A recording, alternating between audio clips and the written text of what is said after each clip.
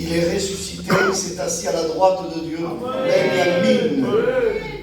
Romains 4, verset 25. Il a été livré pour nos offenses. Il est ressuscité pour notre justification. Et quand Benjamin va venir, Siméon, pourquoi Siméon en prison? Parce qu'en hébreu, Shimon, c'est l'écoute, celui qui entend. L'oreille était emprisonnée par le péché, mais l'œuvre de Christ a désemprisonné l'oreille.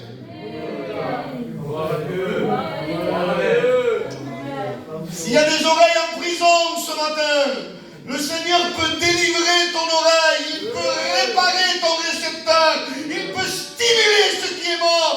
Oui, parce que la parole de Dieu est vie. Alléluia, aimé. Dieu avait programmé un rendez-vous en Luc, chapitre 1. Dieu a voulu que l'émetteur s'incarne, le Messie. Et l'ange vient voir Marie et va lui annoncer qu'elle va enfanter le Messie. Elle accepte Marie. Et dès qu'elle accepte, la puissance de l'Esprit couvre Marie. Et de suite, Marie reçoit l'émetteur en elle.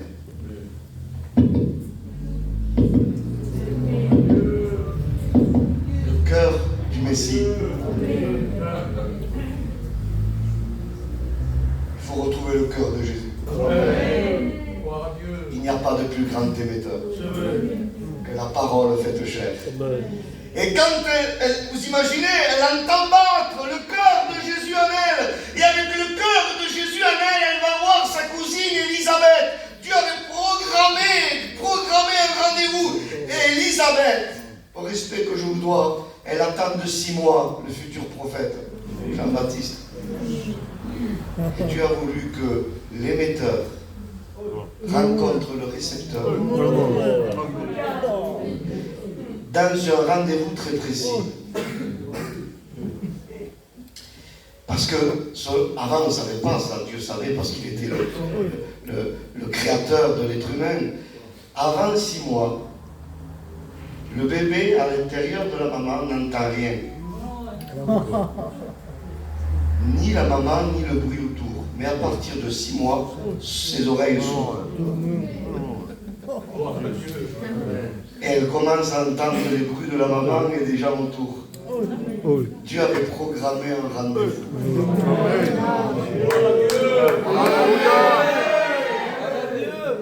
Il avait préparé le récepteur. Et il a amené l'émetteur, le cœur de Jésus. Et quand il y a eu le contact entre les deux, il dit que l'enfant tressaillit de joie dans le ventre de sa maman et fut rempli du Saint-Esprit simplement avec une salutation. Quelle puissance, une salutation avec le cœur de Jésus. Il vaut mieux une salutation avec le cœur de Jésus que tout un discours sans le cœur. Le Seigneur veut venir réparer ton récepteur. Il est capable de le faire. Amen. En Luc 22, verset 51, il y a un homme qui s'appelait Melchus et on y avait coupé l'oreille. La grâce n'est pas là pour couper les oreilles, mais pour la réparer. Amen. La loi coupait les oreilles parce que la loi condamnait le péché et le pécheur il était condamné. Mais la grâce, elle s'abaisse. Elle va guérir l'oreille coupée. Le Seigneur veut guérir ton écoute ce soir. Il veut émettre une émission forte, puissante, qui va stimuler tout ton être, tout ton être. Et la parole est très très très grande, puisque en Romains 4, verset 17, il dit que sa parole, il donne la vie à ceux qui sont morts. Et il appelle les choses qui n'existent pas comme si elles existaient. Il n'y a que la parole qui puisse faire ça. Jésus dira, Jean 5, verset 25, que l'heure est venue, elle est déjà là, où ceux qui sont morts entendent entendront la voix du Fils de Dieu. Et ceux qui l'auront entendu vivront. Alors ce soir, ce matin, le Seigneur veut t'appeler. C'est un appel constant. C'est un appel puissant, permanent. C'est un appel profond. Il veut interpeller tout ton être. Sa parole, alléluia, ce soir, ce matin, veut réparer ce qui est détruit. Amen. Veut te connecter avec le ciel. C'est un appel profond. C'est l'appel de l'évangile. C'est l'appel de la parole de Dieu. C'est un appel constant. Écoutez, Dieu ne nous appelle pas. Il ne nous a pas appelés. Il nous appelle en continu. Tous à des niveaux différents. Dieu a appelé Abraham en Genèse 12. Il va dire ici, ainsi, Vayomer, Adonai, El Abraham, Lech Lecha, Vayomer. Dieu appelle Abraham avec un verbe, lomar en hébreu, c'est chuchoter. Quand il appelle Abraham, ça veut dire qu'Abraham est proche. Parce que le verbe lomar est une parole de proximité. Et parfois, elle s'est éloignée, elle est loin. Et vous savez ce que Dieu fait? Il ne veut pas augmenter le décibel de son appel. Parce que s'il augmente le décibel de son appel, il va nous habituer à vivre loin de lui. Alors Dieu ne change pas la tonalité. Et nous on dit j'écoute pas. Et Dieu nous dit c'est pas à moi à lever le ton, c'est à toi à s'approcher. Je veux te parler avec une parole de proximité. Cette parole dont Jésus parlait avec Jean qui était sur son sein. Quand Jésus parlait avec Jean, personne autour n'écoutait. Jean, quand Jésus lui parlait, il entendait le souffle de la bouche de Jésus. Il entendait la respiration de Jésus. Dieu appelle le peuple de Dieu à une vie de proximité. Amen. Nous ne voulons pas nous habituer à suivre Jésus de loin. Mais nous voulons que son appel nous interpelle. L'appel de Dieu est profond, c'est une épée. C'est pas une éponge. C'est pas un maquillage l'appel de Dieu. C'est l'épée qui veut transpercer notre âme, extraire ce qui est mal, nous purifier au quotidien, nous alimenter par une purification intérieure, parce que l'appel de Dieu, Dieu n'appelle pas notre extériorité, Dieu appelle l'intérieur, parce qu'il connaît le besoin, il connaît. Et je voudrais ce matin qu'on ressente l'appel de Dieu profondément dans nos cœurs. Je voudrais que le Seigneur convainque l'intérieur de nos entrailles. Et que l'appel de Dieu s'enfonce ce matin. Qu'elle aille extraire l'appel de Dieu, ce qui est mauvais. Que l'appel de Dieu ce matin nous débarrasse, nous désencombre. Désencombre nos pensées, désencombre nos sentiments, fasse le ménage. L'appel de Dieu veut faire le ménage. Ce matin, va en profondeur. Oui, sa parole est plus efficace qu'aucune autre épée à deux tranchants. Elle est efficace. Elle est capable de séparer moelle et jointure, âme et esprit, pensée et sentiment du cœur. Elle va jusqu'à la moelle des os. Écoutez, l'analogie est intéressante. Parce qu'il n'existe pas une substance dans le corps humain plus cachée que la moelle dans les os. Mais la parole veut atteindre ce matin une profondeur. Alléluia. On a besoin aujourd'hui, malheureusement, certains vivent un évangile trop superficiel. On voudrait produire du fruit, mais elle ne se laisse pas séparer par l'épée de la parole. C'est impossible, ça n'y arrivera pas comme cela. C'est un appel à la profondeur.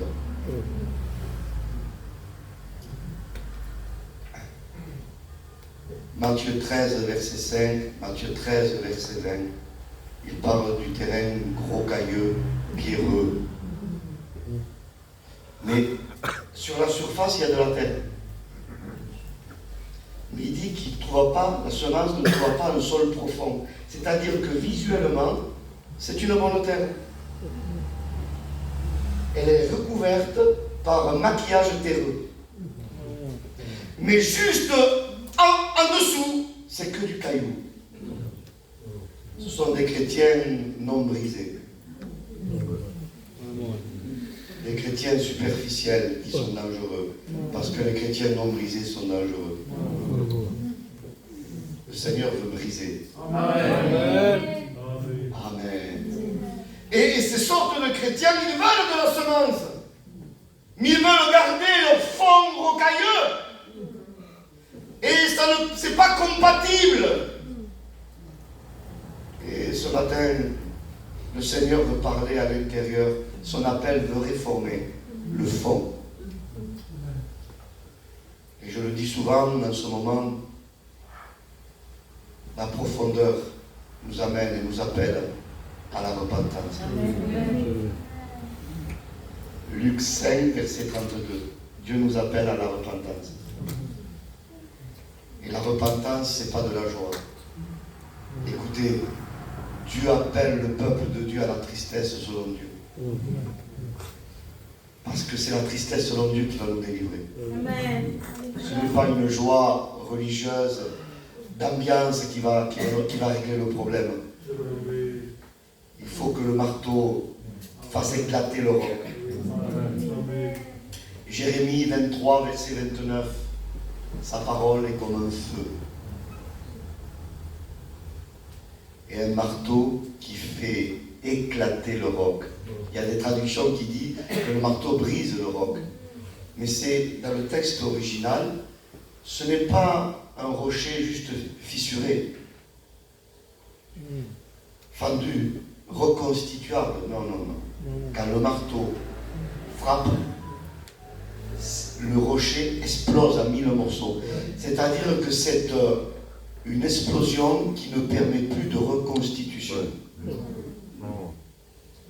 Le Seigneur veut anéantir le mal à l'intérieur de nos entrailles. Il veut faire ressortir l'intérieur. Il veut, si vous voulez, extérioriser notre intérieur pour nous montrer qui nous sommes et le besoin que nous avons, nous, chacun. Dieu veut parler, mais pas n'importe quoi. Parler à nos cœurs. Osée 2, verset 16. Soyez avec moi ce matin. Il dit, je séduirai à nouveau Israël et je l'amènerai au désert. Et là, je parlerai à son cœur. Vous savez ce que ça signifie? Je parlerai à leur intérieur. Je ne parlerai pas à leur extérieur, mais je vais parler aux besoins intérieurs. Je veux qu'ils me donnent tout leur intérieur.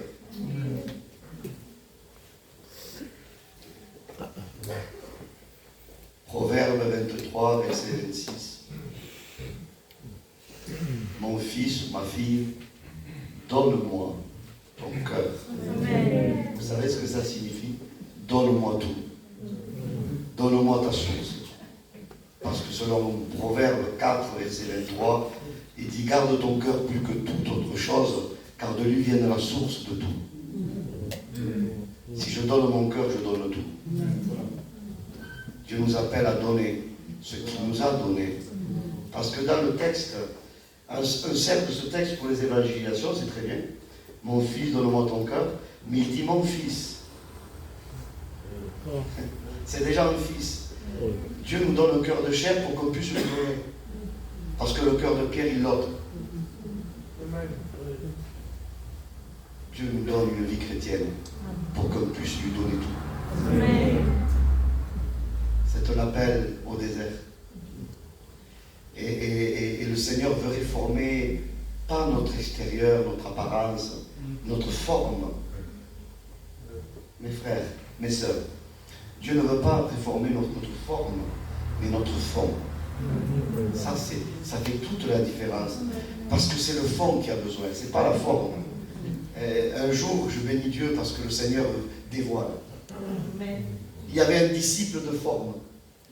Et ce disciple de forme, c'est Judas. Parce que par la forme, on peut faire plein de choses. Je peux vous assurer.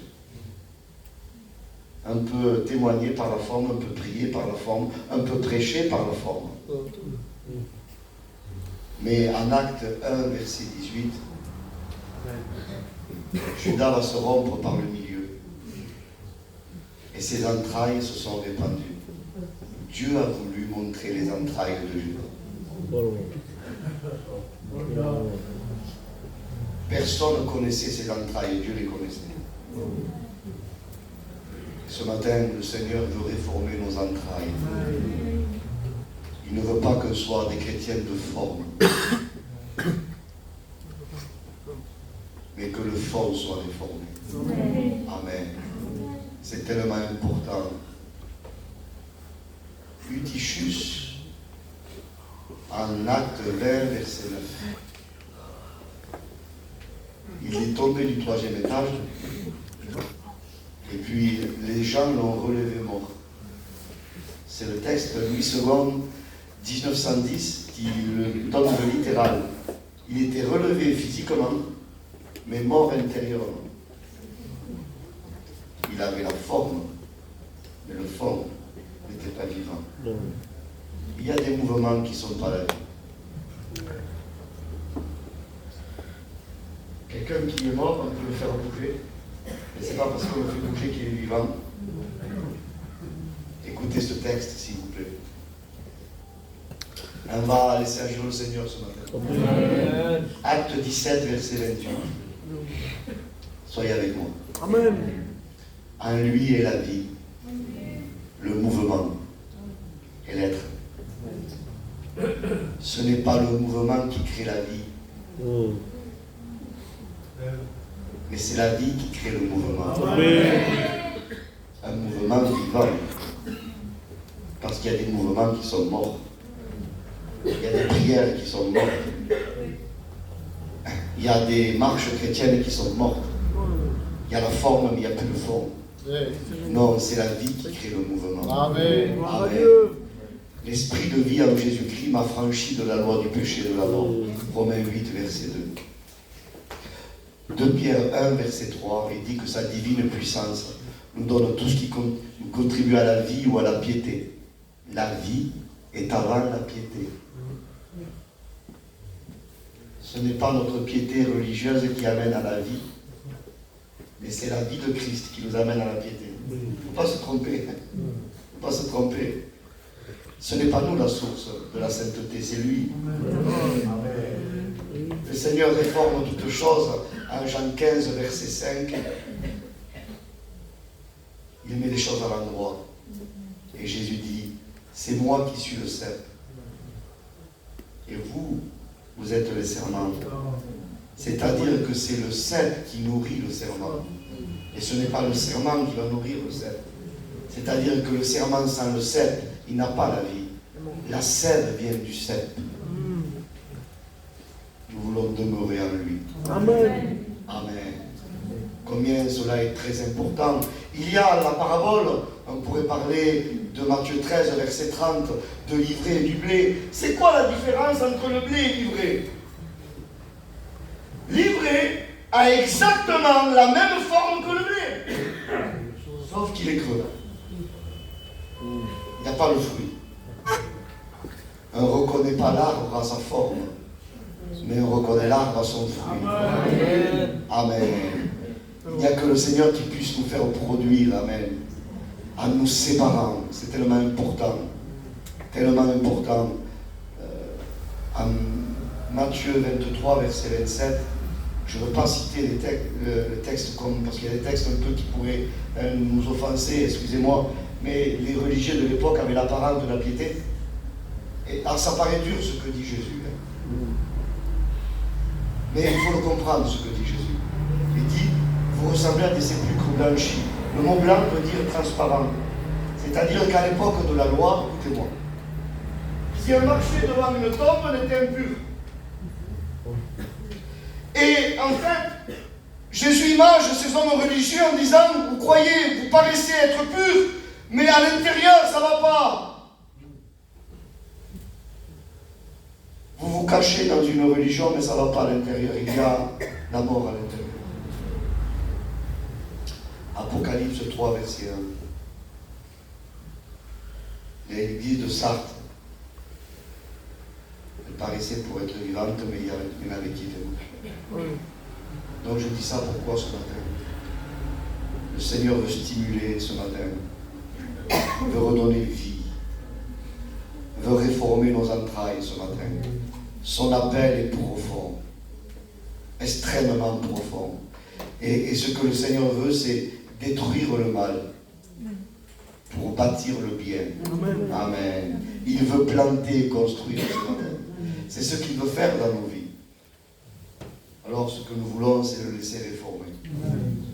On va dire au Seigneur ce matin, réforme mes entrailles, Seigneur. On en a besoin constamment. Amen.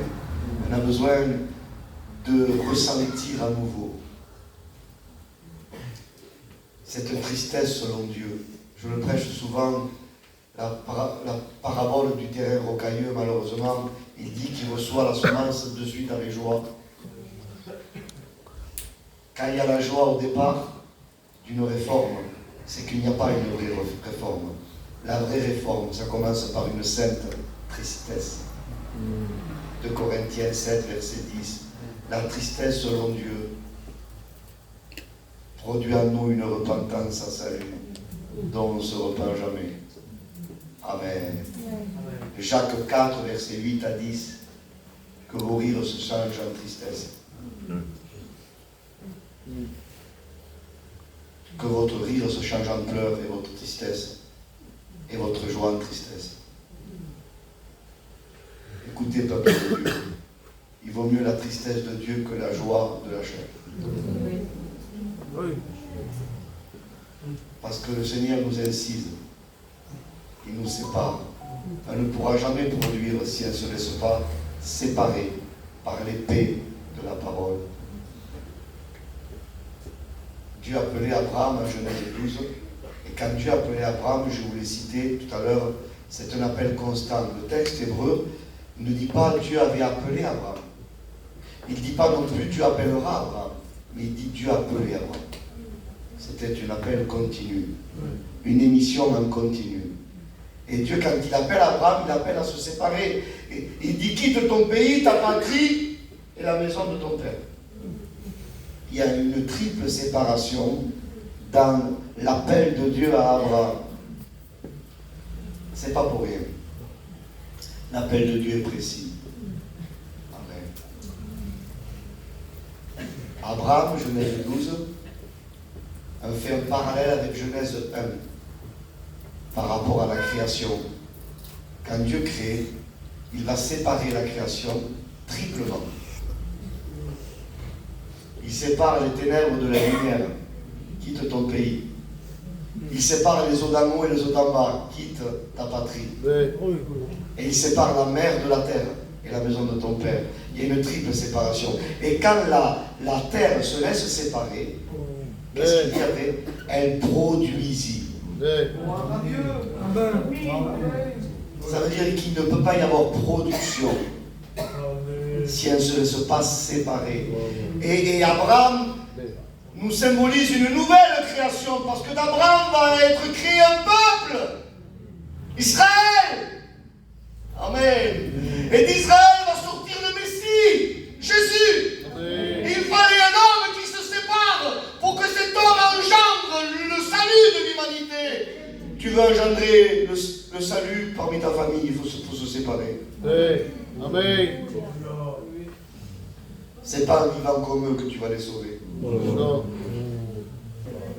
Et regardez la symbolique. Abraham se laisse séparer parce qu'il y a une nouvelle création. Et quand on lit la Bible, Abraham obéit partiellement au début. Parce qu'il n'aboutit pas à Canaan, il n'aboutit pas de suite au pays où coule le lait et le miel. Il s'arrête à Charan. C'est un évangile du milieu, un évangile à moitié, un évangile intermédiaire. C'est un évangile où on ne peut pas s'épanouir, parce qu'on n'est pas totalement séparés. Parce que lui, Abraham, inclut son père et son neveu. Mais l'appel de Dieu est précis. Quitte ton pays, ta patrie et la maison de ton père. Regardez. Quitte ton pays, quitte ton père et ton neveu.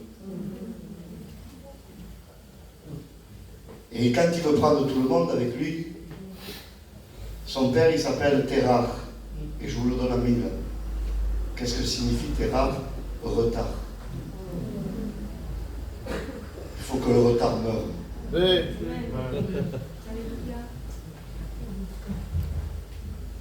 Et le retard va mourir. Et Dieu renouvelle son appel. Parce qu'en Genèse 12, c'est un appel renouvelé. Parce que Acte 7, Étienne nous dit que Dieu appela Abraham quand il était à Our en Chaldée. Et le message est le même, quitte ton pays, ta patrie, la maison de ton père. Mais en Genèse 12, il est à Charan. Dieu renouvelle son appel. Et le message ne change pas. Le message ne changera pas tant que tu obéiras pas. Tu ne passeras pas à autre chose. Tu veux un autre message, Dieu dit non.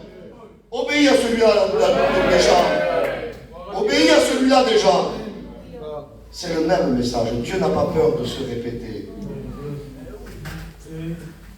Dieu n'a pas peur. Les circonstances font que quand Terah meurt, il arrive à Canaan. Et après, au cours de circonstances, il se sépare de l'autre. Et quand Abraham a obéi à cette triple séparation, l'enfant de la promesse, elle va naître, Isaac. Il va produire. De la même façon, quand la terre a été triplement séparée à produire, Abraham devait être triplement séparé pour produire.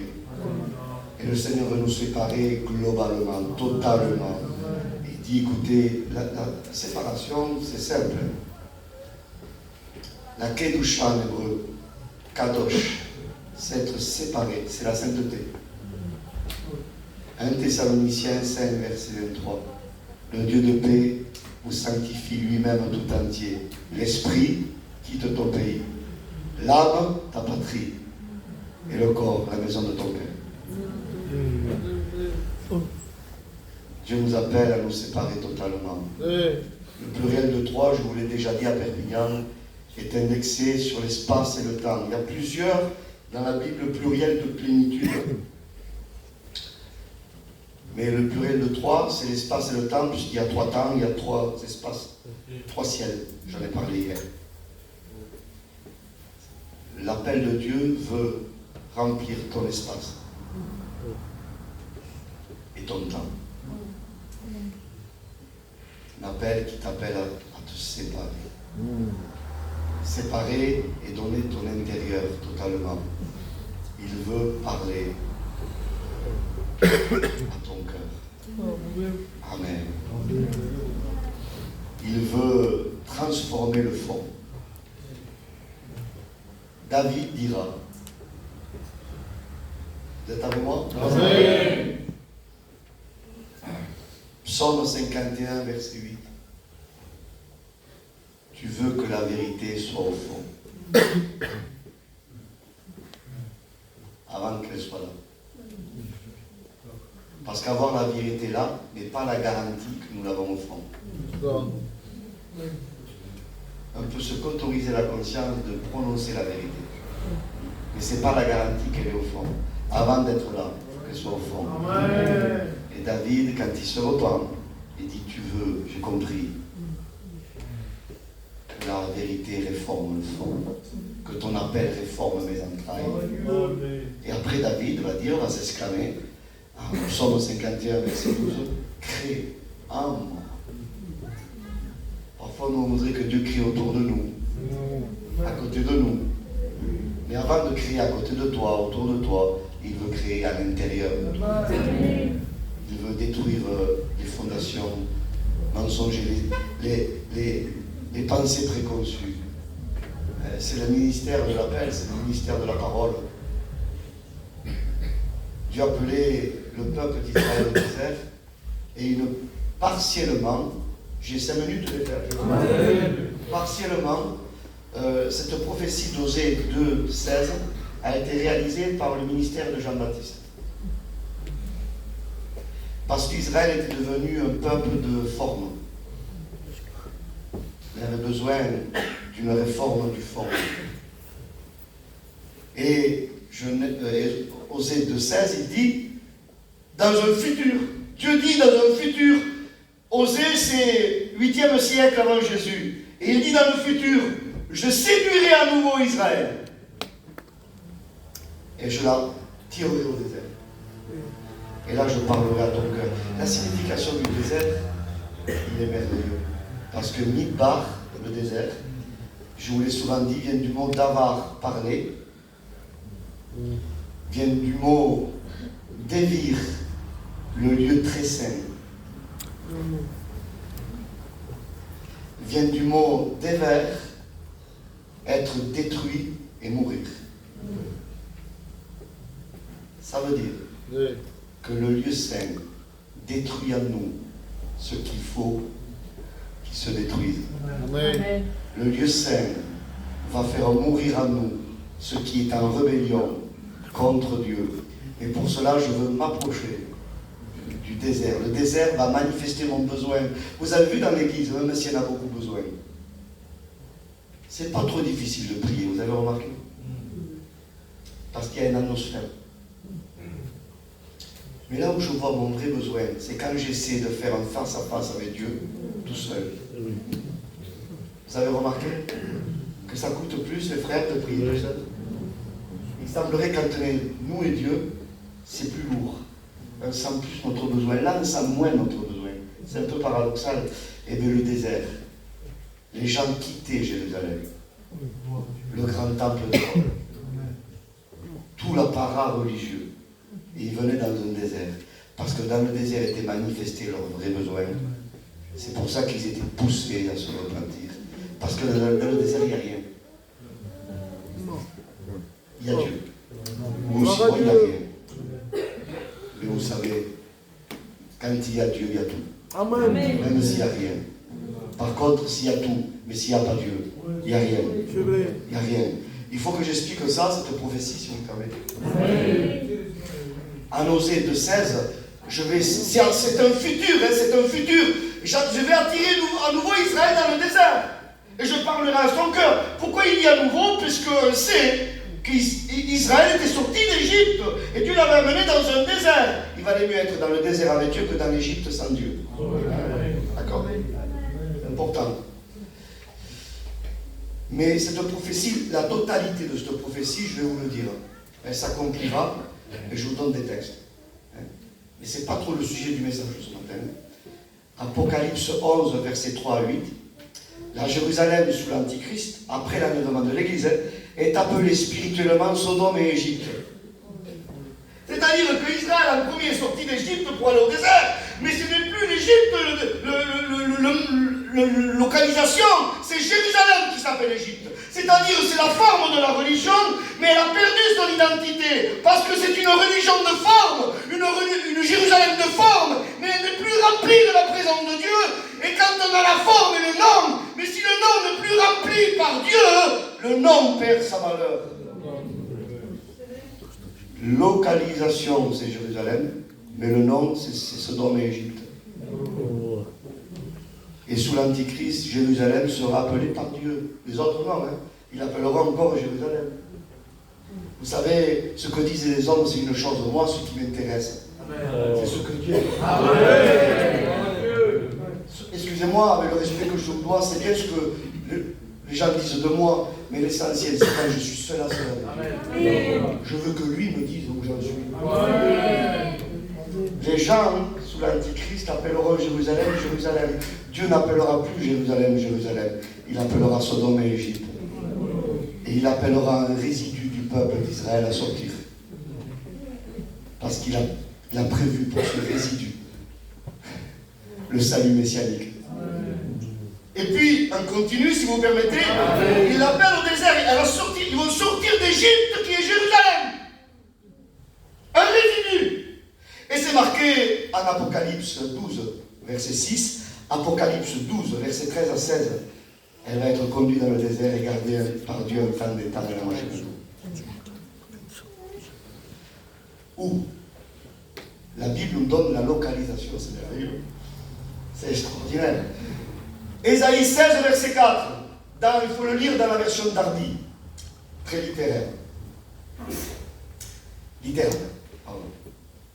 Il dit, Dieu ordonne à Moab. C'est la Jordanie actuelle. Il dit à Moab, reçois mes réfugiés.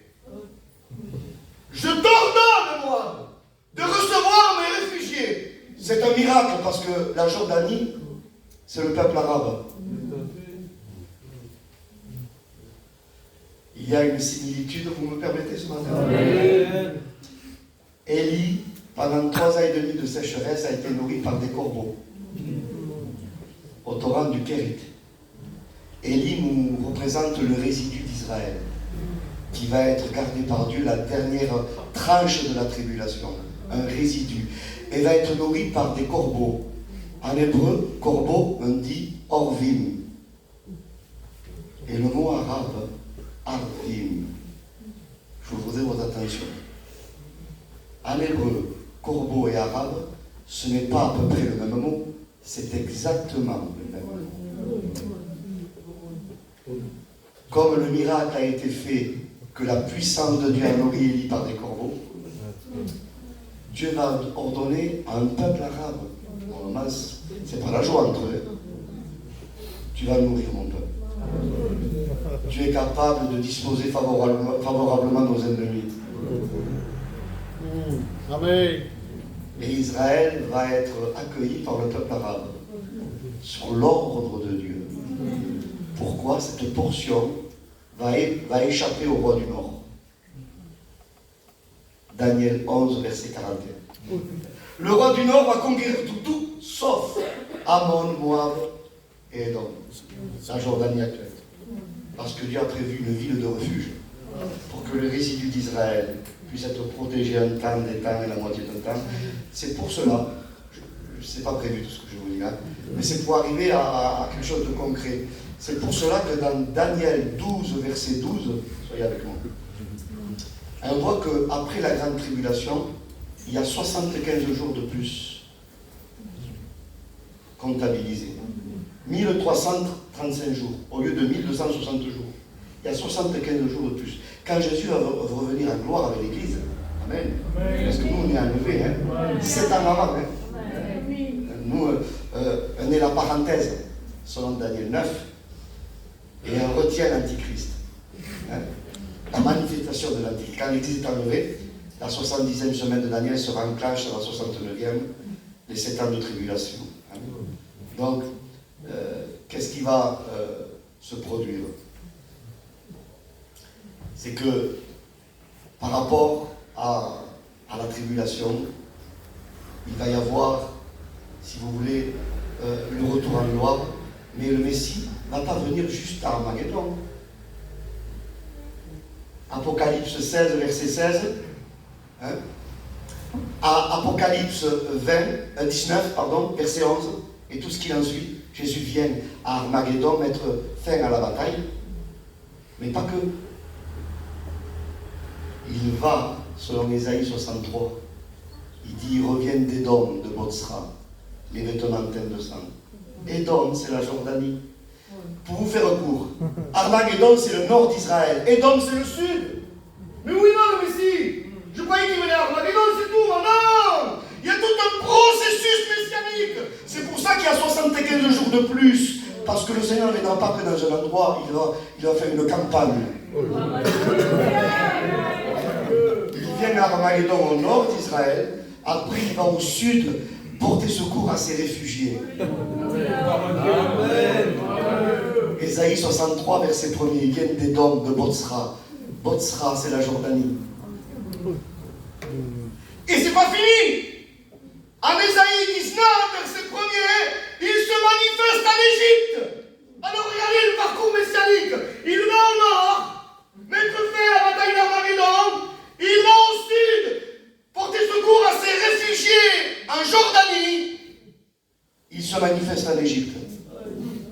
il dit que 5 villes de l'Égypte apprendront la langue des Cananéens.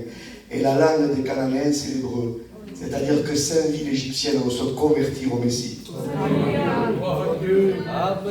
Et après, il vient à Zacharie 12, Zacharie 14, poser ses pieds à la montagne des Oliviers, à Jérusalem, pour redonner l'identité de Jérusalem. Il va redonner l'identité spirituelle de Jérusalem.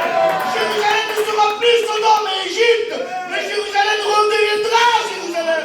La cité du Dieu vivant, le fondement de la plénitude, le fondement de la paix. Il faut que Jésus revienne au centre de nos vies. Le Messie revienne au centre de nos églises.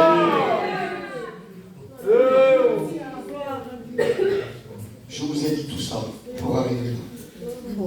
Je vais terminer. Mais la prophétie s'est accomplie partiellement avec le ministère de Jean-Baptiste. Je vais l'attirer au désert par la chose. Et ça, c'est pas nouveau. Les prophéties qui s'accomplissent en 2 temps. Prenons Amos 9, versets 11 à 12. Il va parler que toutes les nations vont se convertir et invoquer le nom du Seigneur. Cette prophétie est accomplie partiellement par la bouche de Jacques, le frère du Seigneur dans la chair, en acte 15, versets 15 à 17. Au temps de l'Église. Une autre prophétie, si vous permettez, Joël 2, verset 28 à 32, il dit l'effusion de l'Esprit. Mais il parle dans la prophétie de Joël du jour de l'Éternel. Le jour de l'Éternel, c'est la grande tribulation. C'est-à-dire qu'à la fin de la grande tribulation, il va y avoir une effusion de l'Esprit dans le résidu d'Israël. Un esprit de grâce et de repentance. Ils pleureront sur lui comme on pleure sur le Fils unique. Mais cette prophétie a une double portée parce qu'elle s'accomplit partiellement au temps de l'Église. Où c'est écrit? Vous voulez un texte? Acte 2, versets 16 à 21. Quand il y a la Pentecôte, Pierre dit, c'est la prophétie de Joël. Quand Dieu dit, dans les derniers temps, je répandrai mon esprit sur toute chair. Il en est de même sur cette prophétie d'Osée. C'est important d'expliquer globalement parce que je ne veux pas dire des choses que ce soit mal compris. Donc, je suis obligé de faire un grand détour ce matin. Je bois un peu d'eau parce que...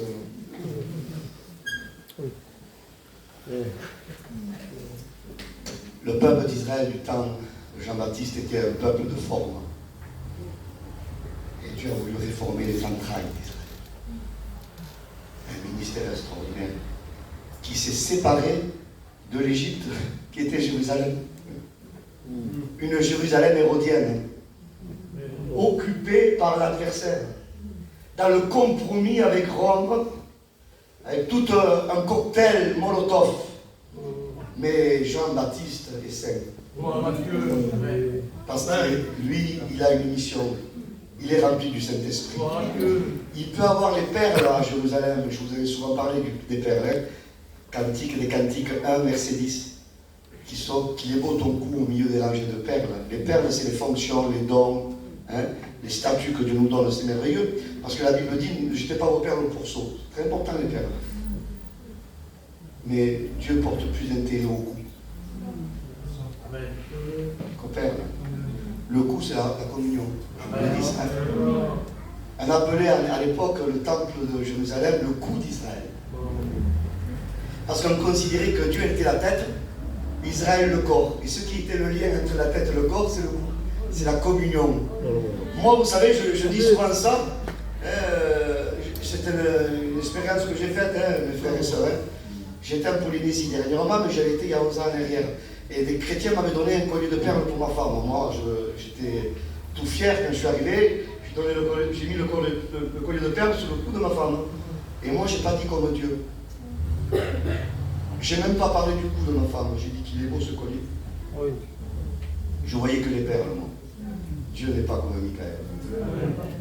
Dieu donne plus d'intérêt au collier. Et il dit qu'il est beau ton cou. Parce que, bibliquement, ça y est.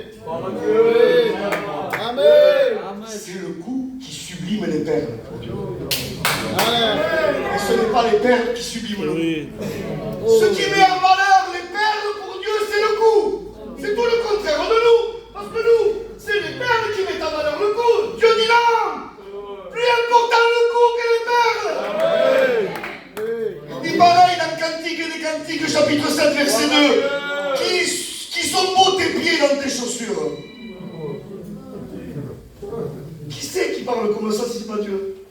indigeste. Parce que pour nous, les chaussures subliment le pied. Dieu dit non, je préfère le pied que la chaussure. C'est la qualité du pied qui sublimera la chaussure. Ce matin, je le dis, Dieu n'est pas un cordonnier qui répare les souliers. Dieu est le podologue divin qui guérit les pieds malades. On comprend tout à fait quand Moïse, le grand Moïse, s'approche du buisson ardent. Dieu dit, attends Moïse, ne viens pas avec tes sandales, c'est un cache-misère. Parce que parfois un zèle excessif, c'est un cache-misère. Vous avez vu qu'il y a des chrétiens qui veulent être partout? Alors chez eux, c'est un désert. Ils veulent être partout sauf chez eux. Un zèle excessif, parfois est un cache-misère. Dieu dit non, déchausse-toi. Je veux voir tes pieds.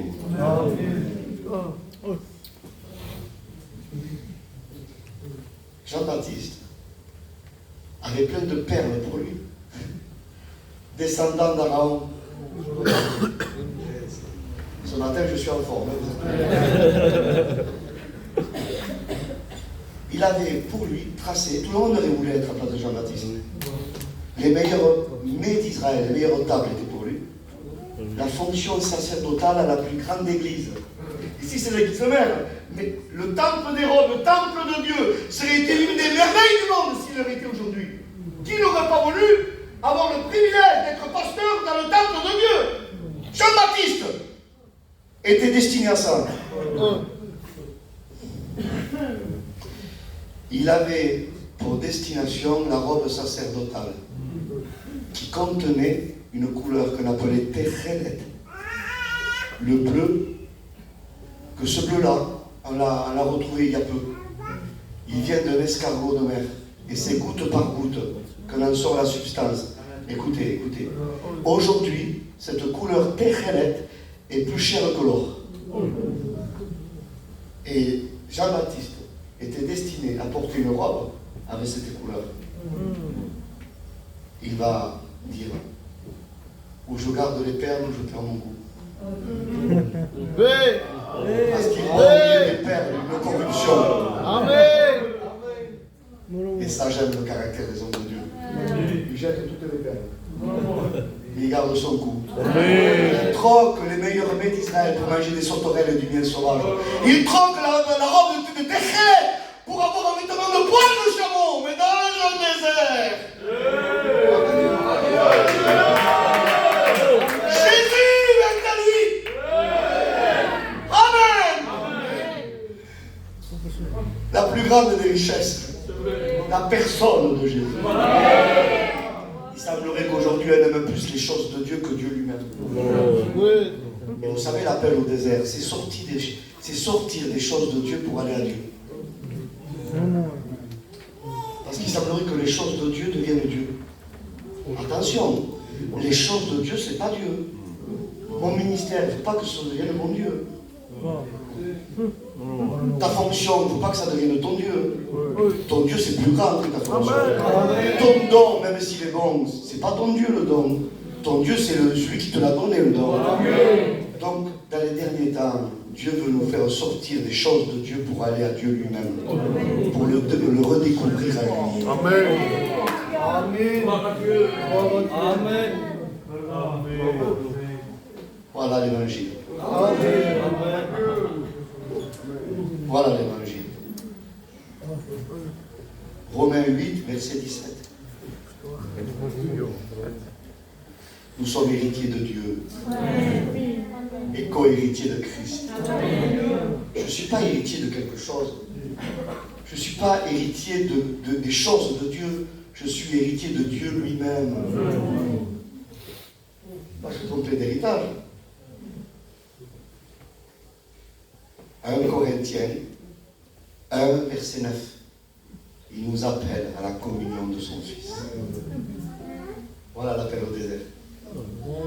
Le Messie n'a pas été manifesté à Jérusalem, mais il s'est présenté au désert. La révélation messianique, c'est aller dans l'endroit de silence, dans le désert, pour que Dieu parle à nos cœurs, pour que Dieu montre notre besoin. Je vous ai parlé qu'il parle à l'intérieur et Dieu veut extérioriser notre intérieur. Je n'ai pas trop le temps ce matin. Je dois terminer. 1 Roi 19. Élie, Dieu le ramène à la source, en Horeb, au Sinaï. Et il a quelque chose à l'intérieur, Élie, qui n'arrive pas à lui donner un nom. Parce qu'il a pu vaincre je ne sais pas combien de faux prophètes. C'est fort. Juste un message de Jézabel, qui était prêtresse de Baal et d'Astarté. Derrière ce message, il y a toute la puissance de l'adversaire. Et Élie, le grand Élie, est totalement dérouté. À l'intérieur, il y a un gros problème. Et Dieu dit, va. Il le nourrit, vous connaissez l'histoire, je passe vite. Il va en Horeb. Et quand il est en Horeb, Dieu le ramène à la source. Amen. Le Sinaï, c'est là où il y a le don de la Torah. Et Dieu veut nous ramener à la Bible. Dans ces derniers temps, il faut revenir à la source. C'est la Bible qui est l'instrument de réforme. Amen. Je répète ça parce que c'est trop beau. La Bible est le seul instrument de réforme. Amen. On ne peut pas réformer sans la Bible. Et vous savez ce qui passe devant Élie? Un vent à briser les rochers, à fendre les rochers et à déchirer les montagnes. C'est fort quand même. Dieu n'était pas. Un tremblement de terre, pas de souci. Dieu n'était pas. Un feu, Dieu n'était pas. Et après ces trois manifestations, un murmure doux et léger. Et Dieu y était là. Vous permettez que je vous explique ça? C'est important. Le vent a déchiré les montagnes et a fendre les rochers. Le tremblement de terre, le feu, c'est ce qu'avait Élie à l'intérieur de lui. Il était terrorisé par le message de Jézabel. Le mot vent, c'est le mot ruach en hébreu, ça veut dire l'esprit. L'esprit de Jézabel avait impacté l'intérieur d'Élie. Et à l'intérieur d'Élie, ça a tout tremblé. Il y avait le tremblement de terre, le feu, la guerre contre les vrais prophètes de l'Éternel. Et il y avait ce vent terrible. Et Dieu, dans sa grâce, a extériorisé le bruit qu'il y avait à l'intérieur d'Élie pour lui montrer ce qu'il avait. Et moi, ce que je ne comprends pas, c'est que normalement, le murmure de Dieu devait passer avant. Pourquoi ça avant le Dieu? Parce qu'il dit Dieu passe en plus. Vous savez pourquoi? Parce que Dieu chassait tous ces bruits. Et les bruits étrangers, ils couraient derrière Dieu. C'est-à-dire que Dieu faisait fuir. Quand le bruit du silence avançait, le bruit étranger partait. Le Seigneur donnait la fuite à ce qui était étranger, la puissance du silence de Dieu. Mais où il est ce silence? Qu'est-ce que c'est ce silence? Ce silence, il est marqué en Ésaïe 53, verset 7. C'est le bruit du Messie crucifié. Il n'a pas ouvert la bouche. Comme le bruit du muette devant ce Vous pouvez dire ce bruit de silence, c'est un bruit de silence, littéralement. Un bruit de silence, c'est pas cohérent, Michael. Il y a un silence et il y a un bruit, oui. Le bruit du crucifié. C'est le silence de la croix. Jésus est qu'accepte de prendre notre culpabilité. Et ce bruit du silence, c'est le verbe lomar, la parole de proximité que je vous ai dite. Dieu a extériorisé l'intérieur de lui. On pourrait parler d'Exode 15. Dieu est pédagogique, c'est-à-dire qu'il a enseigné Israël pour ce qu'il était. Je termine. Exode 15. Le peuple d'Israël, ils sont en triomphe. Ils viennent de passer la mer des Jonques. Ils arrivent à un lieu. Ça ne s'appelait pas Mara, le lieu. Ils ont eu soif. Et ils ont bu de l'eau. Mais en buvant l'eau, elle était amère. En fait, Dieu, dans sa pédagogie, a voulu qu'Israël se goûte. Et leur a dit, je vous ai délivré, mais regardez ce qui reste encore. Vous êtes amer à l'intérieur. C'est pour ça que, vous savez, quand il était l'Apocalypse 3,16, elle est tiède. Excusez-moi l'expression, je l'ai remis de ma bouche. Dans le contexte, il faut comprendre qu'il ne les vomit pas, il les recrache. Il y a quelqu'un qui goûte de l'eau, je ne peux pas l'avaler. Eh bien, Dieu a voulu que l'Israël se goûte. Et quand ils se sont goûtés les entrailles amères de l'intérieur, ils ont dit comment on fait. Et Dieu dit attendez, il y a un bois. Le bois de la croix a été jeté et l'eau a été douce. Laissons la grâce de Dieu nous adoucir. Laissons la grâce de Dieu adoucir nos entrailles. Laissons la grâce de Dieu, la grâce divine. Et je n'ai pas le temps. Il faut que j'arrête. J'aurais aimé survoler le livre José avec vous, mais je ne peux pas. Ce matin, on a compris le message. On prie. Nous prions ensemble. Seigneur, merci. Nous te bénissons, Père. Te prions pour ton peuple ce matin. Tu connais ma forme, mais bien plus. Tu connais mon fond. Tu connais l'amertume de mes entrailles. Permets-moi de me goûter ce matin. Que je sois convaincu que je suis amer encore. Que je fasse appel au bois. Je veux faire appel au bois ce matin. Laisse-toi adoucir ce matin. Il faut que le lion meure. Amen. Prions le Seigneur, s'il vous plaît, soyez là. Il faut que le lion meure. Quand le lion est mort du temps de Samson, du miel a été à l'intérieur. Il faut que nous mourons à nous-mêmes. Laisse-toi adoucir par la grâce ce matin. Repends-toi. Repentons-nous. Et moi je me repens avec vous ce matin. Et ce n'est pas des mots. Je sais que j'ai besoin de la repentance tous les jours. On se repent ce matin. Peuple de Dieu, on se repent ce matin. C'est bon, c'est positif la repentance. Selon Psaume 32, versets 5 à 6, nous montre que c'est les hommes pieux qui se repentent. C'est les femmes pieuses qui se repentent. Alors repentons-nous ce matin. Si tu te repens, ça prouvera ta piété. Amen. Un prix.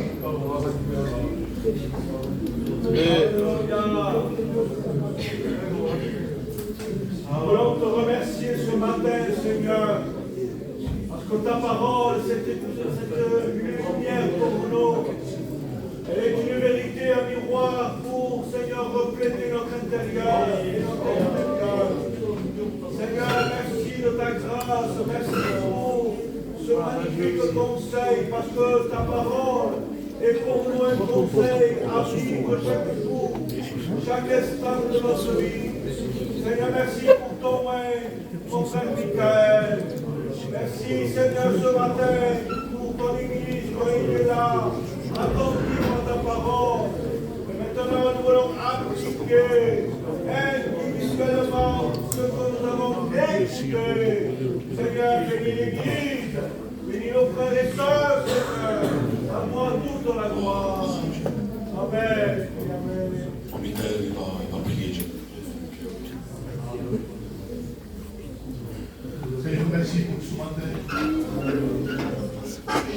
C'est la parole qui est compris. Et comme il dit tellement de mal, ce que le malheur de l'Église, qu'elle est tellement de serviteur. Et des fois, je suis ses faux à faire. Je suis vraiment très faux. Comme il se matin, tu n'as pas parlé pour le dire, Seigneur. Tu veux tellement nous ramener à la réalité, à s'examiner, Seigneur. Je ne vais pas me cacher derrière une chambre, Seigneur. Et comme je vais te prier devant toi, pardon, Seigneur, de ce matin. Pardon, car ma vie n'est pas ta gloire, Seigneur. Je te prie ce matin de m'accorder la grâce, de revenir à la communion avec toi. Seigneur, merci pour ton serviteur. Merci pour ta parole, Seigneur. Merci pour ton volontaire. Merci pour le sang précieux. salves. Merci pour ton pardon, Seigneur.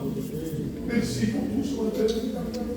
Merci pour Jésus. On fait un moment de À silence. toi la gloire et l'honneur et les actions de grâce. On fait un moment de silence.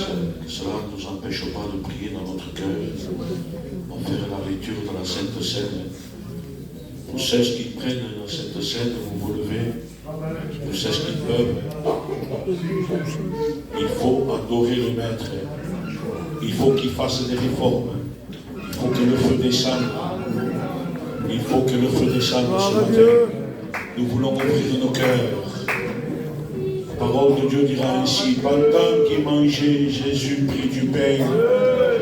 Et après avoir rendu grâce, leur donna aux disciples en disant: prenez, mangez, ceci est mon corps. Puis ensuite une coupe, et après avoir rendu grâce, leur donna aux disciples en disant: buvez-en tous, car ceci est mon sang, le sang de l'alliance qui est répandu pour la rémission des péchés. Cette promesse est la promesse du Maître. Et il dira: je ne boirai plus désormais de ce fruit de la vigne, jusqu'au jour où j'aboirai de nouveau avec vous dans le royaume de mon Père. Gloire à Jésus. On va présenter les emblèmes. Amen. Joseph va présenter le pain. À toi la gloire, Jésus, à toi la gloire. Merci de l'amour, merci Jésus. Merci de ta grâce. Reconnaissant, Seigneur, ce pain. Seigneur, à ton corps, Jésus. Merci pour la grâce, merci de ton amour ce matin. Seigneur, honnêtement, Seigneur. Le frère Simon va prier le pain. Merci de meu massagem. Obrigado, por você estar todo realizado.